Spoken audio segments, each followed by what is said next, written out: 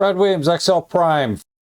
Section 5.4. How about 4 tips on Excel's mini toolbar? You are familiar with the mini toolbar. I don't generally call it out, but the mini toolbar is, as shown here in this diagram, anytime you right click a cell, there's the mini toolbar. You're going to use it repeatedly.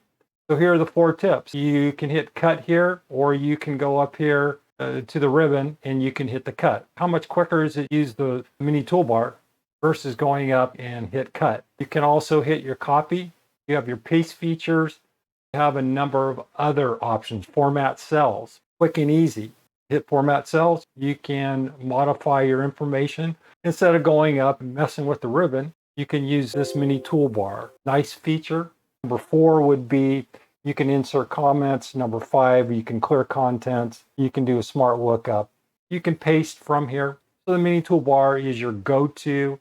It will save you steps. But again, I will be pushing for more shortcuts, using shortcuts, which are even quicker than the mini toolbar, but one step at a time. Brad Williams, Excel Prime, Williams out.